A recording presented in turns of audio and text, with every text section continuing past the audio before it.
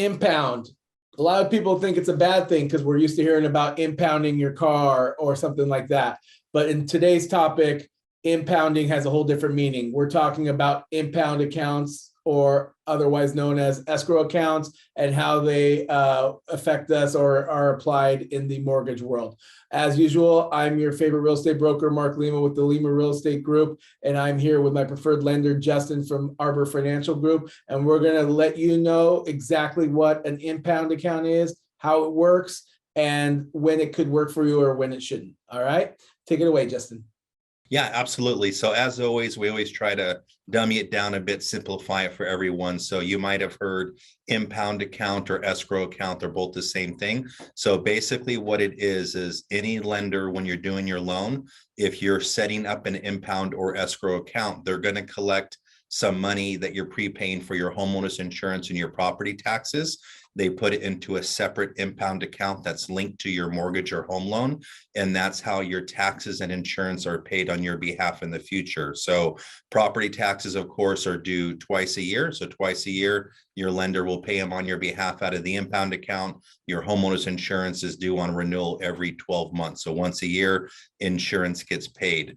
And then the next question we get commonly is, do I have to have an impound account? When or when is it not required? So the rule of thumb is if you do 20% down payment with most lenders and banks, you do not need an impound account, and it does not affect your interest rate. With most lenders, if you do at least 10% down, you can get away with not having an impound account, but usually it bumps up or increases the interest rate just slightly.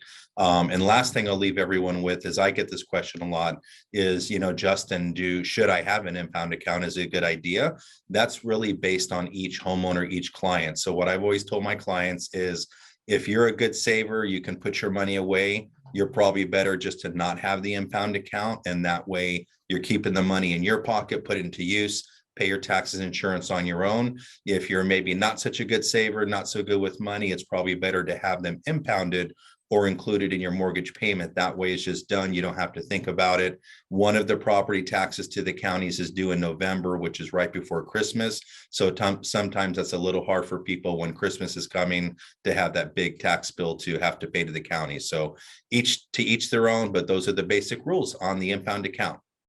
Yeah, and I've been in the business long enough to remember the old line of logic back when banks were paying a fairly not decent savings account percentage rate. The thought behind it was, hey, why not just sock it away in a savings account, earn that interest, have that money in the account, and then make the payment, as opposed to just putting it into essentially an interest-free account, which is your impound or escrow account. But again, as things have changed over the years, and a lot of people's savings accounts are giving them less than 1% or around there, the advantage from that perspective has been minimized quite a bit. But I remember back in the day, that was a big conversation piece I was having with my clients in terms of whether to get an impound account or not.